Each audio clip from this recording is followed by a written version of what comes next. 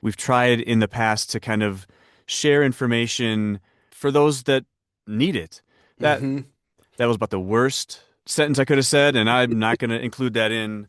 Gonna I actually didn't mind for those that need it.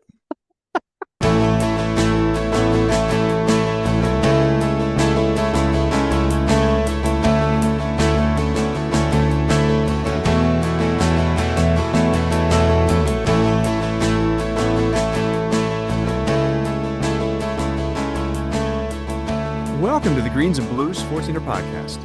This episode, Zach's memories of his first 14er light the corners of his mind. I lose a battle with a rattlesnake, and we walk through Zach's first 14er and share some tips for 14er beginners. Well, Zach, how are you doing today, my friend? I'm doing well, Eric. It's near the beginning of the summer here in Oklahoma, where the wind goes sweeping across the plains. It's tornado season. Oh Um, no. I think I've said this maybe a year ago. It's the best of times, it's the worst of times. Like Yeah. spring in Oklahoma, for anyone that hasn't experienced, is glorious. It's green, flowers are out. My garden is amazing right now.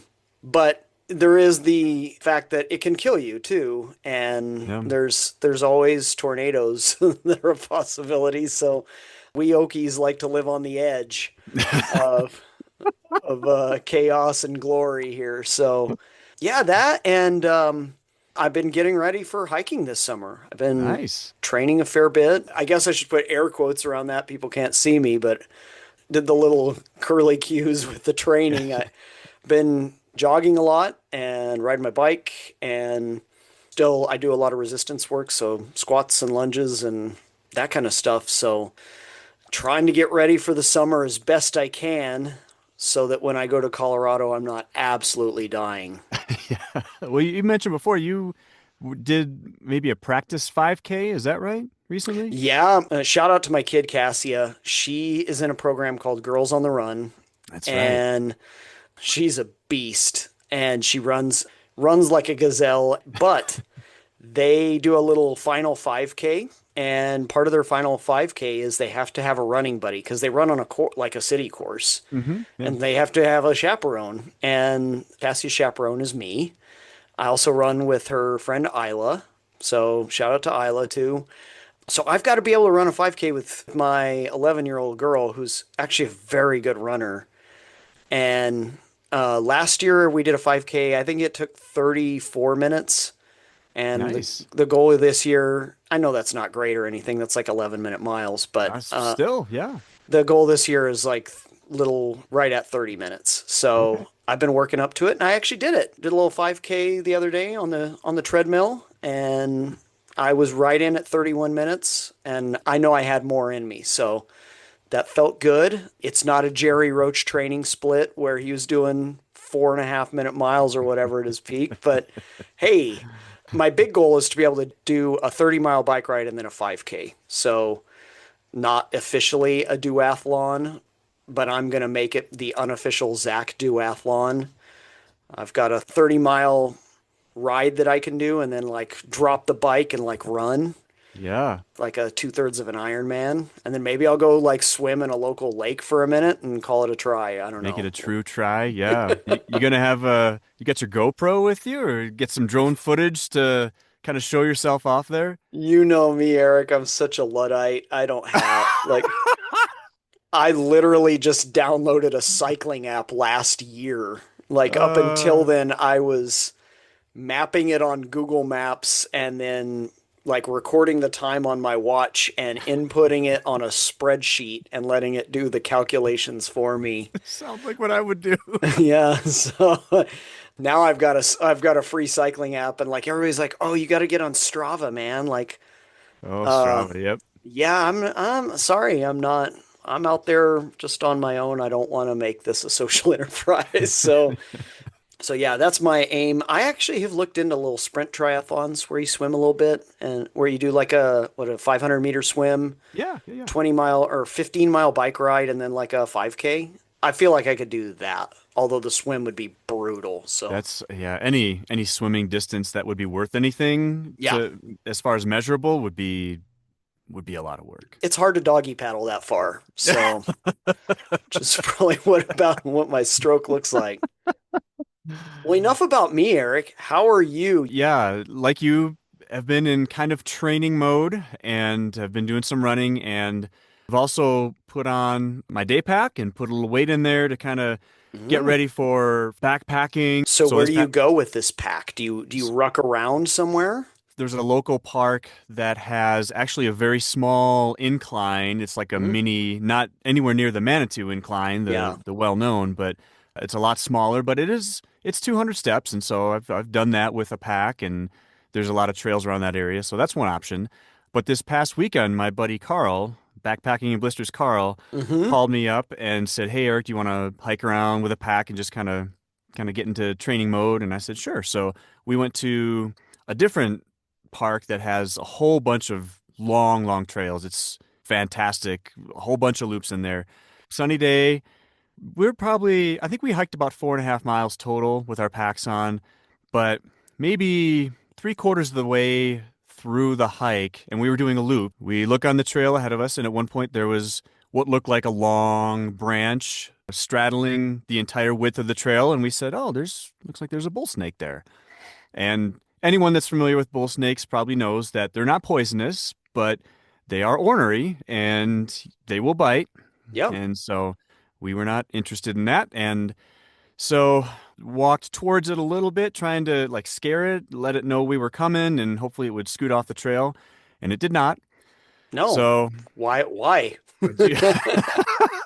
How they think. You yeah.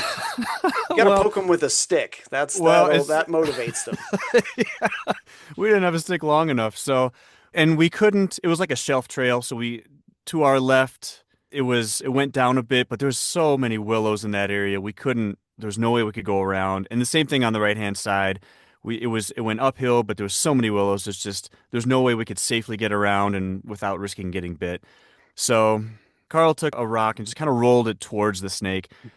And at that point, Snakey was not very happy, understandably, but it did not scurry off like we were expecting. It coiled up and it made some noise, and we said, "Okay, this is not a bull snake. We got a rattler here." And so Hmm. we heard the rattle and we saw it shaking and said, "Okay, this is a different game." And so again, can't get around it. We just continued rolling rocks at this thing and but no, never had any intention, did not want to hurt the snake, and we did not hurt the snake, but we just wanted to let it know, hey, we want to come through here and we don't want you to bite us. And so we probably rolled 25, 30 different rocks at this snake and it never budged. And there's a lady on a bike coming the other way, and we had to yell to her, "Stop! There's a rattler in the trail." So, and she saw what we were doing, trying to get the snake to move, and she was cussing up a storm. She's like, "I've never seen a snake this stubborn, and this is crazy." And so, again, never hurt the snake, did not do anything to harm No, it, but no snakes were harmed in the recording of this podcast. that's exactly, or in the silly stories that led to the recording of this podcast. We ended up having to backtrack. We probably went back a good 150 feet and found Uh, kind of a clearing up the hill where the willows weren't so dense, and we just hiked up that. That's the direction we wanted to go in, and we ended up coming across a couple other people that also ran into that snake, and they're like, "Yeah, we just turned around because that snake wasn't moving." So I've seen a number of snakes on the trail. I've never seen one that was that stubborn that it just would not move. The only theory we had was that maybe it was a mom trying to protect babies that were very oh, close nearby. it could have been, or it could have been really cold, needing to warm up, or just ornery. Um, We I, made I it ornery if it wasn't already. I know I've told you this, but when I was a fish biologist with the U.S. Fish and Wildlife Service, we ran in. This was in central and southern New Mexico. I probably ran into a rattlesnake every other day. Yeah. Yeah, sometimes you get one like that. We were, of course, younger and dumber, and we would mess with them, or we would go like, we'd go poke them with something, Yeah. or take pictures of them while they tried to bite us. And Oh I had my a really good gosh. friend, Dan, that was leaning over and taking pictures of it with an old one of those old like Nikon camera, just a handheld Nikon before Yeah. digital, Mm-hmm. and he took a series of shots at it as it lunged at him and tried to bite the camera. And he got about 2 inches from the camera. There's this great picture of these rattlesnake fangs about 2 inches from the camera. Oh my gosh. Dan was a crazy man, but yeah, dealt with that a lot. I mean, if you guys probably didn't have anything, but something warm, they like heat. Mm, So if you have something warm like a shovel head or something like that, you can distract them with that. got it. But yeah, rattlers are, especially the smaller they are, they get a little more ornery. Fun. Yeah. Yeah, they're funsies. So I'm glad you got some extra training in then, Eric, and Yeah. a little off trail work. Little elevation gain that I wasn't expecting. Yeah. Well, from now on, you may need to take your snake stick. Yeah. Go walk in that park. That's right. Well, so what are we talking about today, Eric? We started several months ago trying to outline our first 14ers, and we did so with an episode about my first 14er, Long's Peak, and that was very overly dramatic. We're going to continue that today by working through your first 14er, Which will Zach. be underly dramatic. We're going to balance out here with this. Yeah, the yin and yang, dude. Yeah. So, yeah, I'm looking forward to hearing about your first 14er experience, Humboldt Peak. Well, I am too because I looked back on this. So, Eric, how old were you when you did Long's Peak, your first 14er? Oh boy, I would have been 34, I think. Okay, 34. That's a good Yeah. year. That's when I had my daughter. So I was 10 when I did my first 14er. Okay. Longtime listeners may recall the interview with my father about a year and a half ago. My dad and my stepmom at the time, her name's Colleen, shout out to Colleen, dragged me up Humboldt Peak.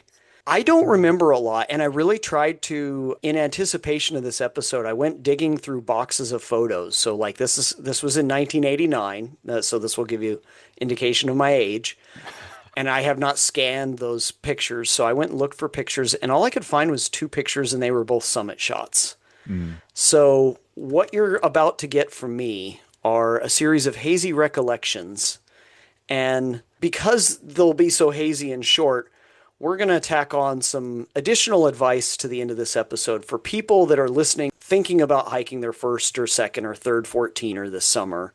And maybe we'll have some additional insights that have been gained from our hiking lives. But yeah, I don't remember a lot. I'll tell you the three distinct memories that I have. So Humboldt Peak is in the Sangre de Cristos. It's probably the easiest Sangre 14er, other than maybe Ellingwood or Calubra. It's near the Crestone Group. And so it's accessed the same way as the Crestone Group, or we did, through South Colony Lake. And in 1989, you could drive almost all the way to the lake.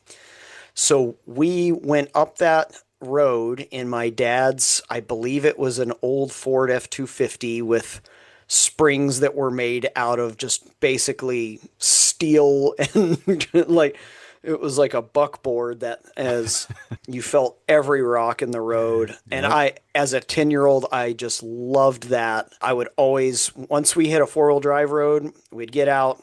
Anyone that's old remembers this custom. You get out, you lock the hubs. Yeah, yeah. And that was the coolest thing to me is locking the hubs. And then I would jump in the back of the truck in the bed, bounce around. There you go. Yeah. I remember that pretty distinctly, bouncing around on that road and going up to the South Colony Lake. And we camped at the lake. And then we got up the next morning and went to hike up Humboldt. I don't remember much about camping out. I remember that road and how brutal that road was and how long it was. And then I remember the ascent. I don't remember anything up to the saddle, but after the saddle, I remember going up and thinking probably on the order of 1,000 times, this must be the summit. Oh no. I did not know how like what hiking a mountain really was. Like I'd hiked with bumps with my dad and probably 11ers and 12ers in Rocky Mountain National Park and a bunch of other places. Like I'm a mountain kid, so I was used to hiking, but nothing like this. Mm. And I remember I thought, how could it go on this long? How could it be this far away? And so, because of that, my dad and my stepmom Colleen had to keep telling me, "Oh, it's just right up here," and that probably Oh. contributed to this this trauma, because it was never just right up here. They kept telling me that, like So as you'd keep going. dangling a carrot in front of the Yep. doggy here. Yep. So yeah, I kept going, as one does. I remember that super distinctly, how hard that was and how long that kind of dragged on. Mm-hmm. And I remember in that phase of it, like, so I was really young, so my hands got really swollen. And Wow. they still do for some people too. Not for me anymore, but at that time, like, my hands got really swollen and I thought something was wrong with me. Then I remember the last distinct memory I have is getting to the top. And maybe that was primed by looking at these two summit photos. Yeah. But I remember getting to the top and being so happy and being so proud that I had done it, then really wanting to go down. So this is not the place to give a complex route description. I would have to go hike it again to give any worthwhile advice. I think for me, that's really all I remember. And I mean, maybe that's a thing for parents that are wanting to take their kids up their first 14er to keep in mind is that the memories that you think you're forming are not the memories that you're actually forming, That they're gonna keep. Yep. that they're actually going to keep. Mm. Like, I'm sure my dad and Colleen thought I would have other memories of this other than my hands getting swollen and the drive up. They were probably thinking it would be some lifelong lesson in perseverance or something for me. I don't know what it was, but no, it was something totally different. So Oh my gosh. that's all I remember how green it was. Yeah, other than that, I don't know, man. Like, Hmm. it's pretty hazy in my memory, and I've got a lot of mountains since then. And I didn't hike another 14er for a while after that. Maybe my dad wised up and was like, I don't know about this. We did a lot more backpacking after that. So Okay. Your next 14er probably would have been much more of your own volition than Humboldt was, I'm guessing. I think my next 14er was, I'd have to look at my list again, but I'm pretty sure it was Mount Yale. And that would have been my eighth grade year in middle school. Oh, so not that long after Humboldt, a few years after Humboldt Maybe then. 3 or 4 years. Yeah, Okay. there was a fair amount of backpacking in there. We just did a lot of backpacking trips. Then my dad and I did a fall trip and did Yale.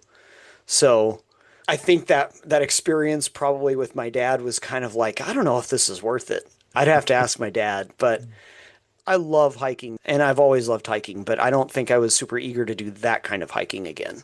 Yeah. Which, I mean, yeah, it's a lot of effort. And I'm guessing that if your dad and stepmom had prepped you with, boy, here's what the grind's going to be, and here's how long the route's going to be, and part of it's road, you're going to be bouncing around in the back, getting your butt sore. But other than that, you're going to be just spending a lot of energy trying to get up there. If they would have told that story, I'm sure that your response would have been, "Nah, I'll stay home." And you just don't know what it's like for a kid to hike, like what's going on in their head the whole time. Mm-hmm. Like For distances sure. for kids are crazy. I remember the first time Cassie and I did like a 6 mile hike, and she just thought that was like just like forever. And Yeah. it was actually 2 hours, right? Or 2.5 hours or something like that. But for her, it was like, wow, Dad, we just went forever. And I was like, yeah, kinda. So yeah, in that case, it's probably a good thing they didn't tell me. But Yeah. for parents wanting to take their kids out on 14ers, I'm sure that taught me some subtle lessons about hard work and endurance. I don't remember that summit view for anything. Mm. I don't remember what that day was like. I don't remember that route. I remember routes almost photographically now. Mm-hmm. I Yeah. don't remember anything about that. I Mm. don't know if there were switchbacks. I don't know if it's straight up. I don't know anything. So, Interesting. yeah, it stands hazy in the clouds of my mind. So, do you think that part of the haziness was your age and the fact that it was years ago, or do you think there was other things that occurred that you don't want to remember, like any aggressiveness of the hike or any difficulties, or I don't. Like What do they call that when trauma like I'm wipes out your memory? trying to refrain from using the word trauma, but yes, anything like that. I think it's a stage. I Okay. don't remember much. Everybody has very different ways of remembering their childhood. I don't remember much from my child. Like, and I had a very good childhood. There no trauma at all. So, yeah, I don't know. I would assume it's just the fact that I was young and I don't remember a lot from then anyway, whereas other people might. You know, when you think about it, for a kid, that's just kind of a day in the life. Hmm. That's just a moment. Whereas for an adult, you know, that's a big deal. We took this trip and we took Zach up the mountain. But for a kid, it wasn't any more important than when Teenage Mutant Ninja Turtles the game came out and I went over to Yeah. Ben Sell's house and played it for 4 hours. On the So, Nintendo, yeah, oh, that was a stone cold classic. yeah, But that and Contra came out about the same time. And I remember, Contra. whoo, Yeah. those were good days. So, Up, down, left, right, A, B, start. oh, somebody's played the game and gotten 100 lives to start with. It's been a while, but I remember that. So, yeah, I think this might be the place then to talk more generally about hiking a first 14er. So, you've talked about the Long's Peak experience, and I've talked, albeit for about 7 minutes, about the Humboldt Peak experience, such as it was. Could have been any mountain, to be quite honest. And we've obviously both been hiking for a while and we've had some friends. I've done some first 14ers with friends, which has been great. And so we've made up a little list of things that we would suggest to people for their first 14er and kind of how they want to think about it. And maybe we should go from there and talk about more general advice. So if someone came to you, and we see this a lot, right? We see this on Colorado 14ers Facebook page. Oh There's yeah. tons Yep. of these. Hey, I'm coming out for a week Hmm. from insert state here. I want to do my first 14er, or I've lived in Denver for 5 years and I finally decided to do a 14er. What should I do? Or which one should I do? Like, there's always a ton of questions. So let's maybe start from there. Mm. If anyone like that is listening, what kind of advice would you give, Eric? Or where would you Yeah. start? Yeah, I think there's a number of places that we could go in terms of trying to help folks get going on their 14er journey. And full disclosure, you pulled together a list and it's perfect. And it references previous episodes that we've done. So yeah, Zach, I probably start with just an understanding of where each person is at physically, like understanding, can you run for a mile? Can you hike with a backpack on for 3 miles? Have you done uphill hiking, anything like that? Just kind of a general understanding of what is my body capable of doing. And that may be harder for some folks to ascertain than others, depending on where they live, and compare that to the elevations that they're going to be in Colorado. But at least a basic understanding of what your body's capable of, I think would be a great first step. Yeah, if anyone's ever listened to Suze Orman, the financial advice person, she always says to stand in your truth. I feel like people need to stand in their physical truth Yeah. and realize that if you live at 1,000 feet like me or below, like at sea level, you need to be much more fit than someone that lives in Colorado year round because you just don't have as many red blood cells flowing through your body. And so everything we say, you've got to do a little bit better. Hmm. So, you know, if Eric says you should be able to run a mile, like for a flatlander, you may need to be in good enough shape to run a mile or two, or be able to really knock out a long bike ride, or be able to just go and go with a pack on for a long time on hills. Hmm. You've got to have that base of fitness. I've taken some friends up and they weren't ready for it. And it really sucks to be short of air at 11,000 feet. And it really sucks to be short of air at 14,000 feet. Mm. For anyone that has not experienced that before, it's a thing. It really is. Like when you get to 12,000 feet, you're like, oh, there's not enough air up here. Mm. And it's real. And if you're fit, your body is efficient and it can push through it. If you have the strength and endurance to do it, you can push through that. But if you're not fit wherever you live, it's going to be really, really hard. That's not to say there's plenty of out of shape people that hike mountains, but if you want to get maximum enjoyment out of it, you should start putting in the work now. For sure. Is that called bonking when you run up against, you hit a wall of, maybe it's multiple different kinds. Maybe it's running out of oxygen, running out of energy, running I've out always of heard of motivation. motivational bonk. Um, I've always heard of bonking as when you've depleted your glycogen stores. So your Okay. body doesn't have enough energy left.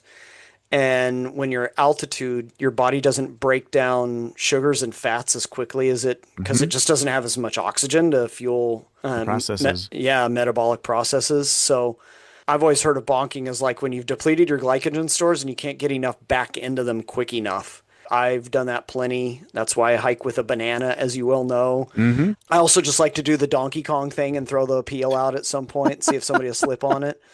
Has that But ever happened? Have you ever photographed anyone living on your no, banana peel? it would be cool if it was like Mario Kart and you could hear somebody like down the trail go whoop, whoop, whoop, whoop, Yeah. whoop, whoop, like spin out. Like I got him. Yeah, Peach has got it. So, Peachy's got it. um, so yeah, I think that's the first thing is you got to be real about your physical fitness. And now, if you're a sporty type and you're fit, you like to run, jog, cycle, hike, you're probably going to be fine. But yeah, you need to know that up front. And then I think the second part of that is you still need to keep training right up Hmm. until you hike. Maybe not the day before, you need to be rested, but you need to go do a fair amount of training. I'm not a performance expert. There's tons of podcasts that can help you with this. I mean, the general dictum though is you got to have cardio. And if you can't do a lunge or if you can't do 20 or 30 body weight squats, you're going to have trouble because up in the mountains, you're going to be lifting your body weight on a leg or two legs a lot. Hmm. So you probably don't need to go to a climbing gym unless you plan on doing something much more difficult than a beginner would do. But you do need to have your cardio in. A lot of people, that's the mistake they make is they go do a ton of cardio and they don't do any strength work. The strength call out is huge. You may or may not have been training with a 15, 20 pound pack on you, but Hmm. if you haven't been, then that your back's going to be telling you some things that you don't want to hear once you're at, 13.5 or something. So, and then you got to get down. So, yeah, making sure that strength training is at least somewhat of a part of what you're doing that's a great call out, Zach. If you can't step up onto a 24-inch block or platform at your gym or whatever, you're going to have trouble hiking Mm. because you do that a lot when you're hiking. You're going to Hmm. be stepping up a lot because you're going to be going up a hill and you're going to be doing it with the pack on. Yeah, make sure that that is easy, that the hard work is not the step up, the hard work is the altitude part. Yep. And, we just had our roaches episodes. They're in their 70s and 80s. They're still doing You're core still work, hiking. Yeah. still And you're hiking and still getting out there. doing core work. And for them, like core work means carrying your pack is not hard. Hmm. So don't neglect those things. Those things are super important. For sure. So yeah, I think that's the first part. And then after that, what else do you need, Eric? Well, you probably need the right stuff with you. We've done a gear episode. That was, gosh, like that was a long time ago, It was wasn't it? Or at least almost 2 years ago, dude. Have we? I've known you that long? Wow. we we've aged so gracefully. We look the same as we did 2 years ago. I have the same small amount of hair that I did then. So yeah, Gosh, great. I still got the same dorky face that I had 2 years ago.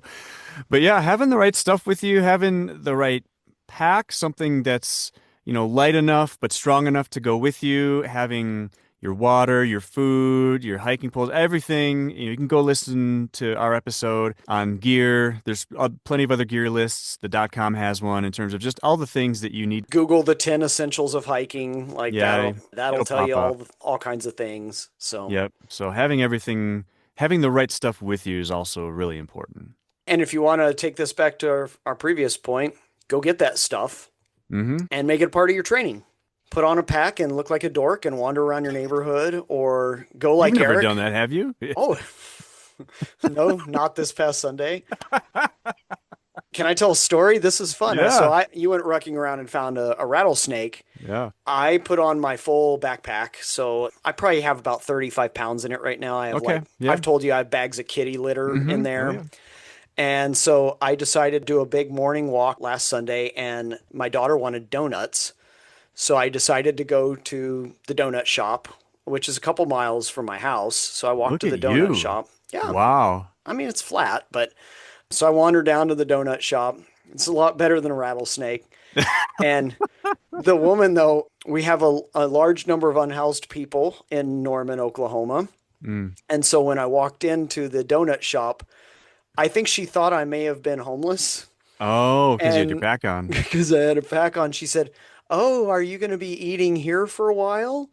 And I said, "No, I think I'm going to just take it with me in my pack." And she kind of looked at me like a little sketchy, and I was like, "I'll just pay with my credit card here." So, Had you not taken a shower? I'm guessing maybe you were gonna take a I, shower afterwards, but yeah, I were you mean, looking scruffy? I I don't didn't look know. too fresh or anything. I looked all right. So, yeah, if you guys want to go get your pack now, or if you already have it, load it up with what you would be hiking with. That makes it real. And I would offer maybe even load it up with a little more than you would be Mm-hmm. hiking with. Agree. Add in your regular gear, but then throw in an extra water bottle. Throw in, 5 pound weight or something. yeah, or a bag of kitty litter wrapped, a Ziploc full of kitty litter wrapped in duct tape. And if you do that, I think then you're training your body for kind of what you're actually training for the thing you're going to do. So, Yep. yeah, I think gear, then I think we're getting ready, right? So, what do we Mm. do next, Eric?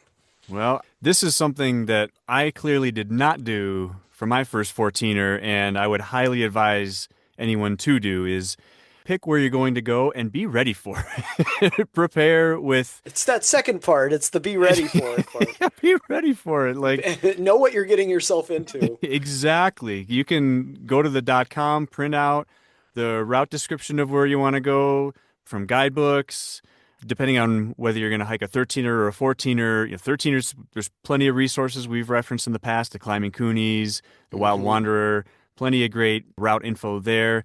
Conditioning wise, doing what you can to be out there ahead of time, a Yeah, couple of days if possible, and doing some kind of lighter hiking in that time period to acclimating. kind of acclimating, getting your body ready for it physically. So, yeah, just preparing for the hike itself is a critical step, and I'm guessing some people probably skip on that one. Yeah, and I heartily recommend people consult our easiest 14ers episode. A lot of people are always asking, what are the best ones to start with? And I think we almost gave one in every mountain range in Colorado. San Luis in the San Juans is a good one. Mount Sherman is easy. Quandary Peak is easy. Mount Bierstadt is easy. There's ones in a bunch of different ranges there. In the Swatch, I'd say Huron Peak is easy, especially if you have like a high clearance vehicle to get to the trailhead. So there's a variety of kind of easier ones to do. Yeah, and then take your route with you. 14ers.com does have an app. You can Yep. actually download the app so it will work offline. Mm-hmm. But I say this in all seriousness, you always want redundancy at that level. In case your phone doesn't work, you drop your phone. Go buy a Trails Illustrated map at minimum. You don't need an old school topo map, but I'd go get the Trails Illustrated for where you're headed. And that way, like if something happens to your phone, you still have a map, you still know where you're going. That being said, almost all the easiest 14ers have a very well trod trail A up to the good top. call. It's hard to get lost. It happens, but yeah, I think that's the next part is just kind of knowing what you're getting yourself into and pick one of the easier ones. Don't overthink this. For sure. And if you're going on a summer weekend, like a lot of people do when they come visit, there's a good chance there's going to be a lot of people with you on that trail. Yep. There's a good chance you'll make a lot of new friends, but you don't want to have to depend on that. Yeah, being ready for where you want to go is certainly going to be an important thing. Yeah, especially if you do San Luis on a Wednesday. There might not be anybody there, as Eric and I Yeah. found out one time. Or if you're going in a foggy day and no Yeah, one if can you're see going where in the they're middle going of a anyway. rainstorm, there won't be anybody there. Surprise, surprise. So then at that point, I think you're ready. And when you get there, one of the big rules of hiking 14ers is you always start early. Mm. Um, But how early, Zach? Well, I would offer probably right after sunrise. Oh, there you go. Get up when it's dark. So, about 5:45, 6 in the morning is a good time to start. That way you remember the whole route. And I don't care what the weather report says, even if they say it looks clear, weather reports are predicated on projections for valleys and not for the tops of mountains. And you get pop-up thunderstorms really quickly in the mountains, starting about noon, most throughout the summer. And you need to be really wary of that and really look out for that. So always keep your eyes peeled for that stuff. And I don't care if it says it's going to be a bluebird day. I've had plenty of bluebird days turn into pretty gnarly rainstorms. So start early. And I've had plenty of days that have started as gnarly rainstorms, Yeah. and you can wait it out, and then eventually it becomes a bluebird day, but you can never really depend on what the weather's going to do. So it's a great call to just be prepared, be early, and be ready for anything. So, Eric, as we start out, what are some mental principles that people need to keep in mind as they're kind of working their way up this thing? That's a good question. So I kind of envision most of the time when I'm hiking a mountain, the early go is it's a little flatter. Real hike hasn't quite kicked in yet, and so there might be an expectation that creeps into your mind that, oh, this the whole route's going to be like this, Yeah. and this is the amount of energy I'm going to have to expend the entire time, and that's simply not true. It might be true at 10,000 feet below tree line. It won't be true at 13,800 when you're approaching the summit. So having the right expectations, pacing yourself, being ready for the fact that things are going to get tougher. And so certainly if you want to put in a good pace in the beginning and kind of not fly up the mountain Yeah. and set a good pace to where you're making up good time, but with the expectation that it's going to be slow going once you get Hmm. into the more rocky sections. Yeah. I like that. So set reasonable expectations for yourself as you go up. And then when you start to get down to business, this is one of the few lessons that we can learn from my Humboldt experience. Beware false summits. Oh So man. the summit is never where you think it is. And even if you think it's there, please don't think it's there. Uh, you need to fool yourself. Like, no, it's not. Mm-mm, it's not where I think it is. Nope, that's not it. Uh, It must be beyond that. I cannot see it. You need to consciously tell yourself that over and over again. Maybe that's one of the positives that came from your dad and stepmom telling you, "Oh, it's just beyond this false summit that we're looking at right here. It's because this is not the real summit, but it's just beyond there." And then you Yeah. kind of fool yourself into thinking eventually after five false summits, then finally you get to the real one. Yeah, I've conditioned myself into like a Zen state where I don't even think about the summit until I'm on it. Mm. I just keep thinking one foot in front of the other, admire the view. I can't tell myself, oh, 20 more steps. I've realized that that way lies great lies pain. No, you just have to keep moving. Wow, look at this view. I'm keep moving. Wow, look at the view. That's a And that's a good distraction, the view. yeah, and don't try to lock yourself into it's right there because half the time it's not right there. Yeah, I have to keep telling myself, boy, that sure looks like the summit, but I know it's not. So I'm just Yeah. gonna, fool myself. Or, well, I have to try to not fool myself into thinking that it is the summit because most of the time it's not. And there's like a mental exhaustion that comes with getting to the top of a false summit and realizing, Uh, wow, the summit is not here. And then oftentimes, not only is it not here, it's way the heck over there. that's a You can see really something. that's a really dispiriting feeling. Like Oh my gosh. I thought I was there. Seriously. Yeah, and I would add to that, at that point, pacing becomes really important too, Mm, where there's different kinds of hikers. There's ones that like to rest and then sprint ahead and then rest and then sprint ahead.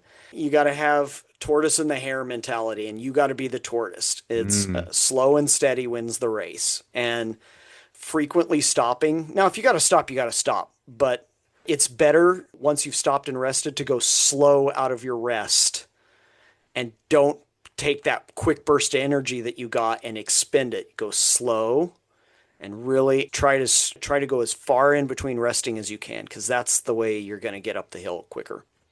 that even just sounds exhausting to stop and then sprint and then stop because your sprint is going to last what, 20 feet? I mean, Oh, you remember you're that going to be dude we ran done. into on Mount Hope? He was like, Oh, we kept catching him. yeah, and we eventually passed him because he was Did like, we pass him? I forgot oh, that. he'd stop and then he'd go balls out for like 40 feet. And then he'd stop, and eventually we just dusted him because he was using up all his fast twitch muscles to get up the mountain instead of just doing the slow kind of grinding slow twitch. So Hmm. better to do it that way. And hey, unless you're a trail runner and then knock yourself out, you do your Yeah. thing. But why the And heck would you be this far into this episode if you were? So and if you're going to knock yourself out, you'll probably be knocking everybody else out too. at this point, I think we're almost to the top, right, Eric? Yeah, feels like it. So, Zach, when you get to the top, what's the first thing that you are going to do other than break out your peanut butter cups? I'm going to take pictures. I'm going to celebrate. I'm going to be There you happy. go. But then I'm going to reckon with myself that uh, I heard it first from my dad, but it's common wisdom. When you're at the top, you're only halfway there. For sure. And you've probably, believe it or not, done for many people the easier half because the descent, you're tired. And the descent is where your strength training is going to come in to play Hmm. because gravity is now working with you, not against you. And you're going to have to use a lot of those little tiny muscles in your quads and your hamstrings to control your descent and to Hmm. make sure you don't fall and to make it more endurable. So this is the part where you're going to thank yourself you did some lunges and some squats earlier point. It's going to be easier in terms of like you're going to go quicker. There's no doubt. But if you're not in shape, it's going to stink. So yeah, you got to remind yourself of that. Most injuries, most fatalities happen on the descent. So now's where you got to dial in and keep your focus.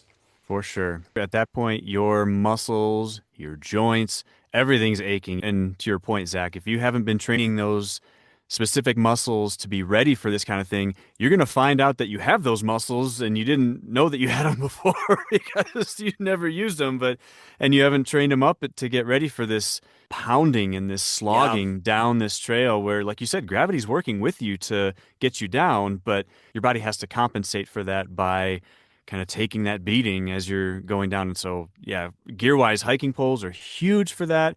I Hmm. almost never use my hiking poles going up, never ever. It's always on the way down to help out my knees, help out my ankles. And so, yeah, I'm guessing the descent is probably tougher than a lot of folks that don't have experience would give it credit for. So, Yeah. being ready And for that's important. this is where a lot of people get sore. Going up, you're going to get winded. Going down, you're going to get sore. This is where things start to ache Mm. and like shins, knees, muscles, calves, that kind of stuff. So, Yep. and then there's a phase of hiking called the doldrums where you're kind of like at the very end, you're like, wow, did I really hike this far? Right, I exactly. don't remember all I this. forget this part. You Yeah. forget all this. And yeah, you just got to clamp down and get home at that point, and you got to be safe. At this point, rest is good. If you're below timberline, rest as much as you need to. You need to, at that point, start thinking about what's going to happen after the hike, which is you got to hydrate and you got to put energy into your body. So if you've got food left over, munch on it while you're hiking down. Drink a lot of water while you're hiking down. Really try to keep your body going and don't try to deplete your body at the tail end of the hike because when you get done with your hike, you're going to need to do the same thing. Yep. And if you're Zach, you get one way to distract yourself is to figure out, okay, where's dinner? That might be a pleasant way to get through this slog at the end. Well, I'm going to reward myself with a green chili cheeseburger. That's And about when I start fantasizing about yes, green chili cheeseburgers. Is usually somewhere around the top or right below the top. I start thinking green chili cheeseburger. It's the perfect food. It's got all your major food groups. It's got meat and bread and chili. It's got everything you need. So yeah, that's kind of how you should approach a 14er. And it's really good if you can do it with a friend, someone that you love, someone that you want to be around because you're going to share some really cool memories and hopefully some cool stories. You sometimes when you're coming down, people get a little bit of a climber's high because their body's getting filled with endorphins and oxygen again, and so people get chatty and fun when they're hiking down, and you want to share that with somebody. yeah, it's a good call. And if you're an So extrovert, you can do it during the weekend in the summer and chat it up with 300 people going up the Standard Trail for Grays. yeah, you could do it with 500 of your best friends. Is there anything else that you would recommend? Any places to avoid, anything like that, Eric? Additional advice that we should give our listeners as they maybe approach a beginner 14er? Yeah, I love what you say about hiking it with someone that you want to be with, because that's going to be important. I mean, like you said, you can form core memories that way, but also you could go the opposite way if you're doing it with a stranger, and Yeah. man, that could go sideways and real I don't fast know if what you're they're. talking about, Eric. What can you be referring to? That might be yet another episode that we did many moons ago, where a Columbia, yeah. random joker that I didn't know. But yeah, I think that's a great call to do it with someone that you get along with. And like you said, have great memories at the end and say, wow, you remember when we did that? Or you and I doing Harvard Hmm. when we first met, like we can look back on that and say, wow, that was a lot of fun and a cool friendship came out of it. And your dog smoked us on the way up, and that was really cool. So yeah, I think we covered a lot of good ground here, Zach. You got anything to add? Only thing I'd add is if you're a Denverite or a Colorado Springsite, beware of the going home traffic on the weekends. Oh gosh. If you decide to do a Sawatch 14er or a Front Range 14er, any Denverite knows this, anything to the west of Eisenhower Tunnel, you may want to really consider whether you want to stay, Hmm. depending on some of that traffic. So For I'd throw sure. that in there. But other than that, just have a great attitude about it. It's great to look forward to hikes like this. It's great to kind of mold our summers around them. And it's great to then go do it and live into the dream a little bit. So I hope that everybody listening to this gets to do all that. Yeah. So, Eric, if anyone wants to get a hold of us or if they have questions, concerns, warnings, how can they reach us about their first 14er experience or questions they may have? Well, it's a great call. We'd love to hear about our listeners' first 14er experiences. And we've had a number of folks reach out to us on our email address, which is greensandbluespodcast@gmail.com, as well as our Facebook page. We've had a number of folks reach out and ask questions, share their experiences. We love hearing all of that, and we love interacting with the 14er community. So our Facebook group is another great place that they can reach out and we can respond. Our YouTube page, we have a bunch of videos up there. Our podcast does come through YouTube as well, but we also have a few shorter videos as well. You are on Blue Sky. I hope I got that right. Yeah, it's Zach.Simpson and on Blue Sky. They could find me there. Or they can cyberstalk me and send me an email at my academic email address, which is fine as well. So, Have you gotten anyone emailing you there? I haven't. There's a lot of Zach Simpsons, actually. I'm the one that lives in Oklahoma. I'm not the minor league baseball player in Indiana or the guy that designs video games in Oh, Texas. holy cow. Or I'm Oklahoma Zach Simpson. Yes, So you're the one that's in Northern Oklahoma. that's right. So yeah, really hope that we hear from you guys. It's always fun to hear from our listeners, and we will catch you guys later this summer.